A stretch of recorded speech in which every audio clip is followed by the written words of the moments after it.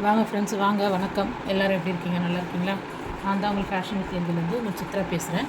இப்போ வந்து பார்த்தீங்கன்னா புடவை வந்து ஓரம் அடிக்க போகிறோம்.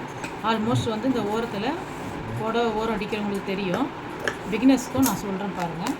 ஸோ ஓரத்தில் வந்து நல்லா எட்ஜஸ்லாம் வந்து நல்லா கட் பண்ணிவிடுங்க. கட் பண்ணிட்டு இந்த கலர் சாரீ எதுவோ அந்த கலர் சாரியோட த்ரெட்டு போட்டுங்க. சில சமயத்தில் வந்து பார்த்தீங்கன்னா பார்ட்ரு ஒரு கலரில் வரும், சாரீ ஒரு கலரில் வரும். அந்த மாதிரி இருந்தாலும் நீங்கள் பார்ட்ரு கலர் போட்டுக்கணும். அதே மாதிரி இன்னொரு டிப் என்னென்னா, பார்ட்ரு இங்கே ஒரு கலர் வரும், இந்த மேலே இருக்கிற பார்ட்ரு ஒரு கலரில் வரும். அந்த மாதிரி இருந்தாலும் நீங்கள் கீழே பார்டருக்கு ஒரு கலர், அந்த கலரும் மேலே என்ன கலர் இருக்கோ அது திரும்ப நீங்கள் த்ரெட்டு மாற்றி தான் போடணும். சோம்பேத்தனம் படாதீங்க அதுக்காக, ஐயோ நம்ம மாற்றி போடணுமேனு. ஸோ அதுமாதிரி போட்டிங்கன்னா தான் கஸ்டமருக்கும் பிடிக்கும். சரிங்களா? அதுக்கப்புறம் வந்து பார்த்திங்கன்னா இப்போ நம்ம ஓரம் அடிக்க போகிறோம். ஓரம் அடிக்கிறது வந்து பார்த்திங்கன்னா நான் எப்போவுமே இந்த மெத்தடில் தான் அடிப்பேன். ஏன்னா நூல் பிரிஞ்சு வராது. ஸோ அதனால் நான் இந்த மெத்தடில் அடிப்பேன். அது எப்படின்றத நான் உங்களுக்கு சொல்கிறேன் பாருங்கள். ஓரெல்லாம் நல்லா கட் பண்ணி எடுத்துருங்க. ஃபஸ்ட்டு மடிக்காதீங்க, துணியை மடிக்காமல் அப்படியே ஒரு தையல் போடுங்க.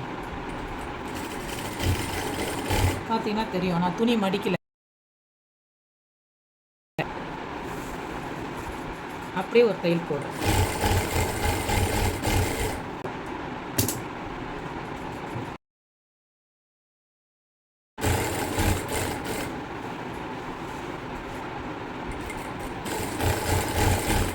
ஏன்னா நம்ம சிங்கிளாக அடிக்கும்போது துணி சுருங்கும். அதனால் நீங்கள் இந்த சைடு நல்லா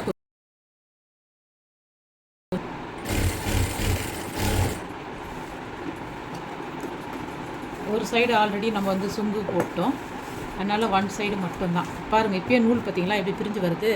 ஸோ அதுக்காக தான் ஃபஸ்ட்டில் வந்து அந்த தையல் போட்டுடுறது. நம்ம அது போட்டிங்கன்னா உங்களுக்கு தைக்கும்போது ஈஸியாக இருக்கும், நூலும் உங்களுக்கு பிரிஞ்சு வராது.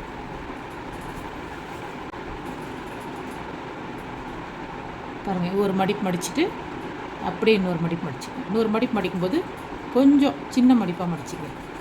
அழகாக இருக்கும் பார்க்குறதுக்கு. இதெல்லாம் கரெக்டாக வருதான்னு பாருங்கள். இந்த இடம்லாம் முடிக்கிறது உங்களுக்கு கரெக்டாக வரணும்.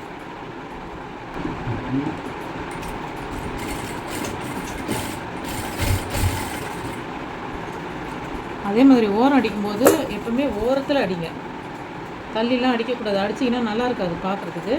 இதை பாருங்கள், அப்படியே மடிப்பு வருது பாருங்கள். ஸோ இந்த மாதிரி உங்களுக்கு த்ரெட்டு வராமல் இருக்கிறதுக்கு தான் உங்களுக்கு வந்து அந்த ஃபஸ்ட்லேயே ஒரு தையல் போடுற பாருங்கள், அதுக்கு தான் அது. இல்லைனா நீங்கள் ஓரம் அடித்தும் அந்த தையல் வந்துக்கிட்டே இருக்கும். எல்லா சாரிக்குமே பூனம் சாரீ, அப்புறம் வந்து கிரேப் மெட்டீரியலு, அதே மாதிரி சாரியும் வந்து பார்த்திங்கன்னா ஒன்று ஒன்று கிராஸில் இருக்கும். ஸோ அந்த மாதிரி இருக்கிற சாரிக்கெலாம் நீங்கள் இந்த மாதிரி பண்ணிங்கன்னா ஃபினிஷிங் வந்து உங்களுக்கு ரொம்ப நல்லா வரும். நான் பாருங்கள் எவ்வளோ அழகாக பாருங்கள் வருது. ஸோ பார்த்தீங்கன்னா உங்களுக்கு தெரியும். ஸோ எவ்வளோ அழகாக இருக்குது பாருங்கள். நீங்கள் பிகினர்ஸாக இருந்தால் கிளாஸ் போனீங்கன்னா முதல்ல உங்களுக்கு இந்த மாதிரி ஓரத்தையில் இடத்தையில் இதெல்லாம் உங்களுக்கு அடிக்க சொல்லுவாங்க. அதெல்லாம் காரணம் எதுக்குன்னு பார்த்தீங்கன்னா இந்த மாதிரி உள்ள விஷயங்களுக்கு தான். நீங்கள் ஓரத்தையில் இடத்தையெல்லாம் போட்டிங்கன்னா இந்த மாதிரி உங்களுக்கு ஓரம் அடிக்கிறதுக்கு, அதேமாரி கையில் பார்த்தீங்கன்னா 1/4 இன்ச்சுக்கெலாம் மடித்து தைப்போம். அதுக்கு பக்கத்தில் 1/2 இன்ச்சுக்கு தான் வந்து அந்த இடத்தையில் மாதிரி போடுறது. ஸோ இதெல்லாம் இதுக்கெல்லாம் வந்து உங்களுக்கு வந்து யூஸ் ஆகும். அதே மாதிரி ரொம்ப டைட் பிடிச்சி தைக்காதீங்க.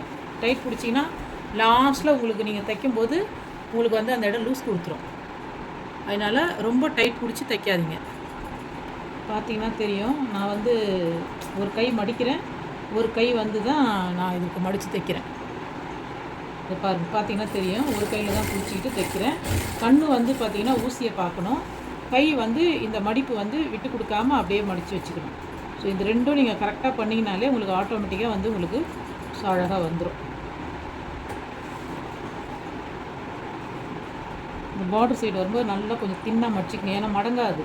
பார்டர் திக்காக இருந்ததுன்னா கொஞ்சம் மடங்குறது கஷ்டம். அதனால் நீங்கள் வந்து அழகாக தின்னாக மடிச்சிக்கணும்.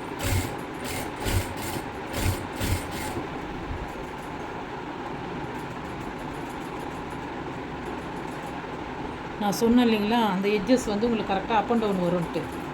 அதனால தான் நீங்கள் லூஸ் கொடுத்து தைக்கணும். இந்த பாருங்கள், இங்கே எனக்கு கரெக்டாக வந்திருக்கு. இந்த இடத்துல வரும்போது ரஃப் தையல் போட்டுட்டு அடிங்க, இல்லைனா உங்களுக்கு பிரிஞ்சு போயிடும். இந்த பாருங்க, காட்டுற பாருங்கள், இந்த இடம் பார்த்திங்கன்னா எவ்வளோ ஃபினிஷிங் கரெக்டாக வந்திருக்கு. ஸோ நீங்கள் ஓரம் கரெக்டாக அடிக்கிறீங்க, துணி கரெக்டாக நூல் பிடிச்சி கரெக்டாக அடிக்கிறீங்கன்னா ஸோ இந்த மாதிரி வந்து பர்ஃபெக்டாக வந்துடும். சரிங்களா? ஓரம் எப்படி அடிக்கிறதுன்றது உங்களுக்கு நான் காமிச்சிருக்கேன் ஃப்ரெண்ட்ஸ். இன்னொரு வீடியோவில் ஃபால்ஸ் எப்படி தைக்கிறதுன்றது நான் உங்களுக்கு போடுறேன். ஓகேங்களா? சப்ஸ்கிரைப் பண்ணுங்கள், லைக் பண்ணுங்கள், ஷேர் பண்ணுங்கள், கமெண்ட் பண்ணுங்கள். ஓகே ஃப்ரெண்ட்ஸ், பாய்.